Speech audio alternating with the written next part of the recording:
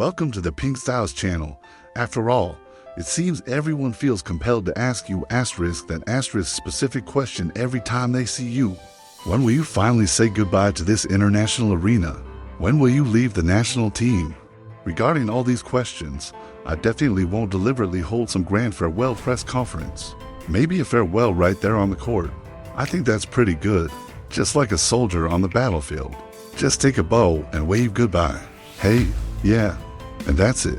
Why shouldn't it be like that? Being a little brief is quite nice, actually, but we don't accept that. The fans won't stand for it. I believe they trust my decision, though. I feel like I have a particularly special memory when it comes to table tennis. Maybe I'm not good at recalling other things, but regarding all my past matches, I feel like they still leave a very deep impression on me. Do you rewatch them yourself? The round of 16 match before the 2016 Rio Olympics, the one against Young Sik, was that one of them? That time was arguably my first time participating in a singles event of this scale. And back then, the expectation for me to win the title was very high. But truly, no matter how much thought I put into it, I never would have anticipated the round of 16 would push me that hard. For you at that moment, if you could use one word to describe it, what would it be? One word: difficult. If it were two words, I'd say torment or struggle. Maybe some people are born with that large heart, naturally great under pressure. But for me, I usually don't like tension. I prefer to start off, take the lead immediately, and have the game flow smoother and smoother. Yeah, so being genuinely down 0-2 at that time, I was truly bewildered. I went out to change my shirt, and the shirt wasn't even wet. You know, it looked like you froze for a moment then. You said nothing. Initially, I said I wouldn't change. I didn't want to change. He said, "Come on, change it up." The reason you didn't want to change then was because you were anxious. You just wanted to quickly catch up on the score, right? Then he said, "Come on, change it up." So I grabbed his shirt. I went outside to change my clothes. Yeah, Coach Liu Goyang told me then, just treat this match as if you've already lost it. Change into a new shirt, walk back in. It's like getting a total restart, playing again from the first game. Changing a shirt was like becoming a new person entirely. At that moment, Malong was completely transformed. Exactly. A different Malong walked out there, a brand new Malong. What kind of Malong was it that entered the court this time?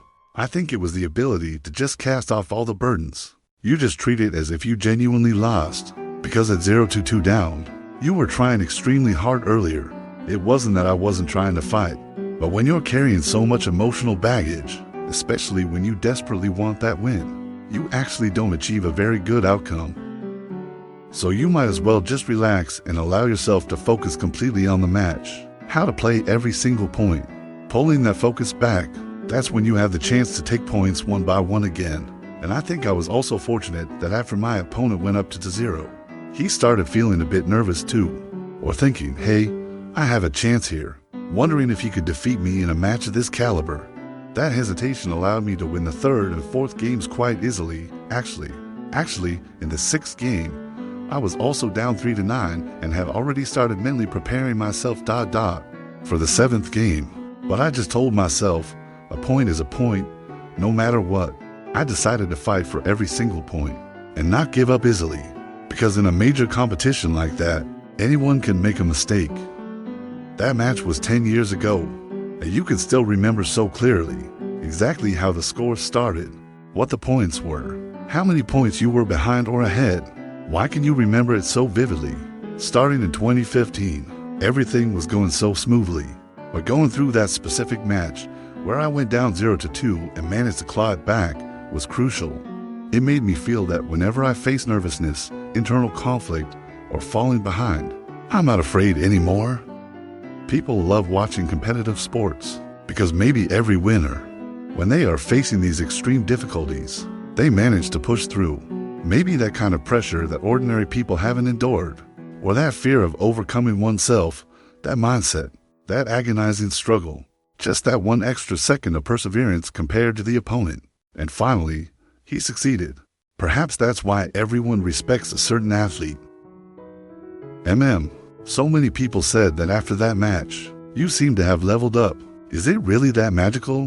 When I faced that kind of situation, I felt that my entire being, especially in terms of confidence, I felt there was a qualitative leap compared to the times before when I won for 2-0 matches.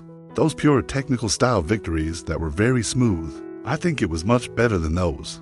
For 2 or 3 months, my condition was terrible. At that time, Malong, who was my head coach, didn't even dare to talk to me. Every day he looked at me, he was super serious, and I wouldn't even go to eat sometimes. Why was that happening? It was probably when I hadn't met my own expectations. I might prefer to handle it alone, or try to resolve this mindset, or solve this riddle by myself. But it was still stuck in my heart, because I feel like I'm a feeling-oriented person, you know? Regarding certain shots, the table itself, I'm the intuitive type. I demand high standards for everything. I'm quite delicate about things. Just the slightest change, I can sense it and immediately feel uncomfortable. I always fret about it. I might pay too much attention to my own personal feelings and pursue perfection in all aspects. Once there is one small point that doesn't meet what I want, it makes me uncomfortable in every other aspect. It all gets linked together. So that was the point that made me uncomfortable at the time. Usually, I prefer being in good condition before a major competition when I arrive there, rather than hoping to break a 4-year unbeaten streak against foreign opponents, lose one match to a foreign player, and then go play the World Championships. I think that kind of mindset might make me start doubting myself.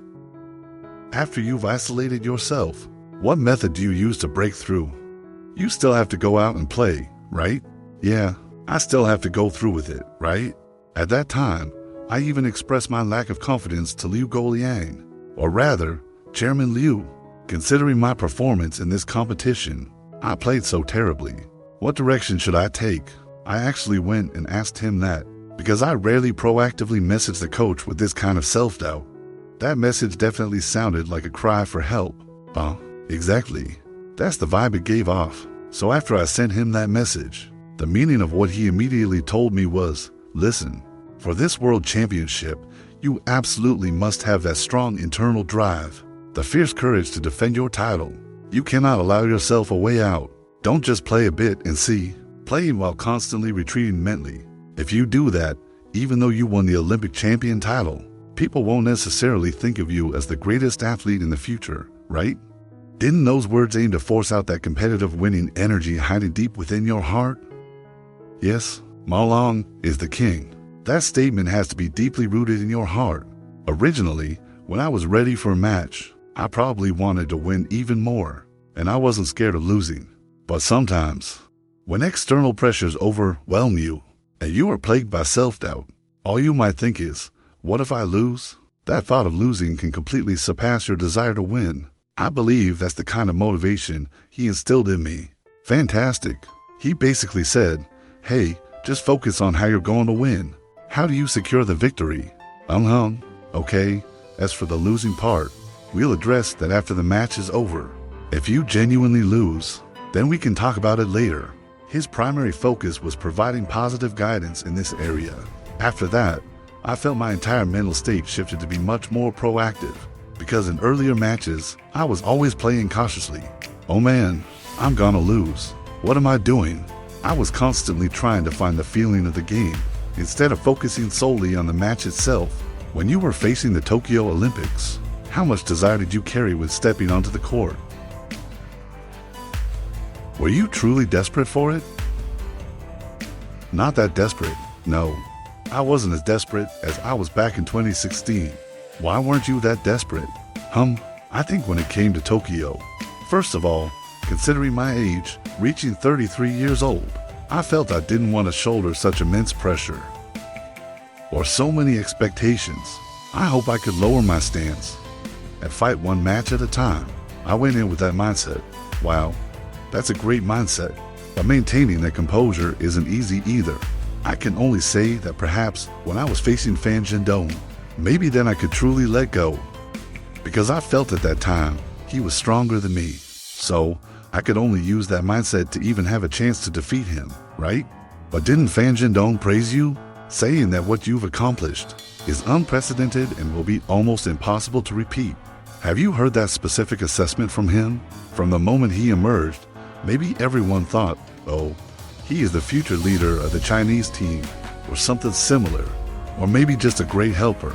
He sees that he eventually has that potential. And I think it's very important for each generation to be stronger than the last. Maybe when we were kids, we watched Wang, Qin, and Malong, and then later. Maybe later people felt Zhu Xin was stronger than them. Then later we saw Fan Zhendong, and I believe he is stronger than us too.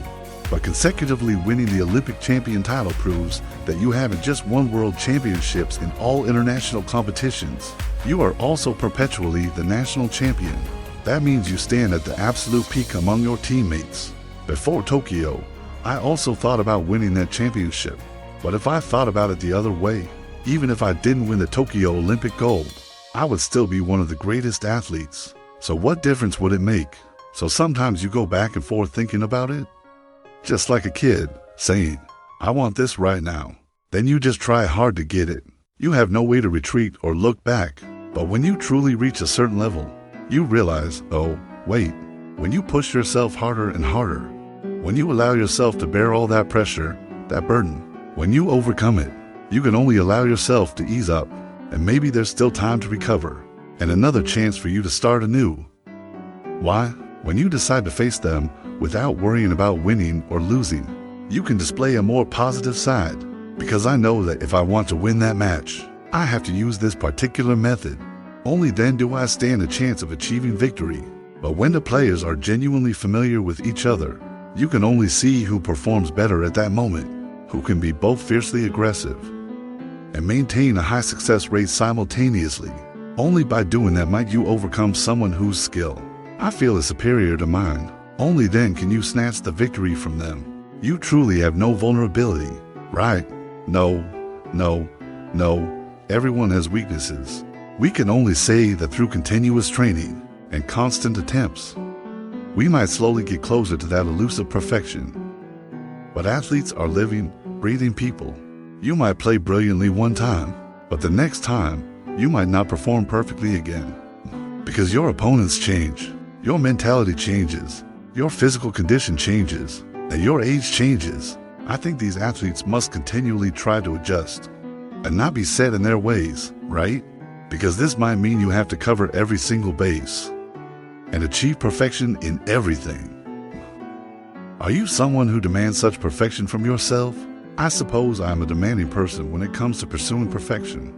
Because when you look at your teammates, their youth, their development, and their growth, you are very aware of their strength. You have to seize the opportunity. Do you genuinely have moments like this of realization? Do you? Do you ever? When you think about these things, do you feel panic or anxiety? No, they consider you the champion. But you actually know, when you truly measure yourself now, what position you hold. Can you let yourself relax? I think this kind of self-awareness is really important. After you won the Tokyo Olympics, don't you have that moment where you feel, I truly have given absolutely everything I have? It's impossible for me to push harder now. I need to rest. I didn't really think that much about it, but I knew if I wanted to continue moving forward, then I might need a plan. You also know this won't be easy, because after every Olympic cycle, there's a huge wave of talented young athletes emerging, right? That's a very normal pattern, isn't it? So, when you continue your career as an athlete, how can you compete against them at the same time? Your overall style of play is already fixed. Young athletes might understand your game, but how can you reevaluate and get to know these other new faces and the playing styles of a different era? When you might be facing different opponents, how can you maintain your standing among them? I think these things might not just be solved by practicing on the court. You probably need some deep thought. And at that point, everyone else sees you as Malong standing atop the city walls, defending the title. I have to storm the fortress and take him down, and you are the defender. There must be a difference in mindset between attacking and defending the title. Actually, I never truly considered myself the defender. It's just that my name, my fame, or perhaps the length of my career is longer than others. But I know I don't really possess the ability to simply defend the title. But that champion title is in your hands. Everyone knows that champion title is right there, waiting. It's not in my hands. You have that kind of mindset. I feel that the moment I obtain the title, I immediately let it go. Wow, exactly. I think my mindset is quite all right. Quite all right. Yes, yes, yes. But whether this mindset is the key to allowing you to constantly move forward without ever stopping, that's crucial. I think regarding my past accomplishments, I believe I am someone who can easily let go of them. But sometimes, the obsession with losing a match, that's something I can't easily shake off either. The Paris Olympics ... the difficulty of the singles competition. When you can't be on the court, do you still feel a sense of loss? Yes, I think that's very normal. I feel like I no longer have that power. Or maybe I'm starting to be afraid of that kind of big stage myself.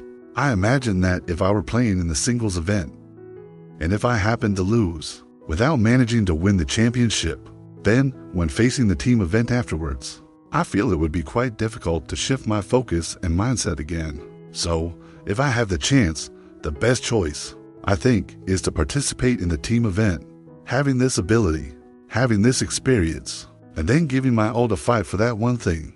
I wonder how many years of mental strength I still have left for the Paris Olympics stage. I also don't know what everyone else is reporting or aiming for, but I think as an athlete, I hope that even around the age of 30, I can always keep up with those two younger players and appear a bit more energetic, instead of seeming like I'm holding them back or dragging them down. Regarding the time after the Paris Olympics, I saw you said something in an interview. Whether you are the protagonist or supporting player, you should feel like you are growing. How should we interpret that statement? No matter what role you play, you must first focus on being your best self. I think, for me, I have always been willing to do my own best first before telling others. Or, guiding others to do their best. I feel that subtly, this will also influence many people who watch you. No matter what position you stand in, you must first be able to excel in whatever you believe in. Is this what you have always hoped to achieve for yourself? So, can I understand that during the competition cycle for the Paris Olympics, you were gradually shifting yourself towards the supporting player role? I don't think I shifted slowly myself. I was actually outperformed by others. I was squeezed out by others. Oh really? You are too adorable. I think this is truly the reality. In the process of loving table tennis, we actually incorporate some personal motivational growth, including how we protect our health. This path cannot be severed. Right, and you have always been especially keen on doing things in this area, making everyone fall in love with table tennis. Yes, actually, more and more people are starting to pay attention to table tennis now, which is definitely much better than when nobody was paying attention before. Even though he follows all these interests, he might not be playing all of them himself, but this attention surely inspires a portion of people to get active, or even fall in love with the sport. I think this is an absolutely fantastic project. Of course, when we look at the entire table tennis market, I believe it's a huge boost. What kind of person do you hope Malong will be in that next chapter of his life? Well, sometimes what we hope for isn't exactly what we end up achieving, but I think, at least for the moment, whatever decision or plan I make for the future, nothing will ever be as exciting as being an athlete. More spectacular than being an athlete, right? So, I'll just leave that part to Father Time. Exactly.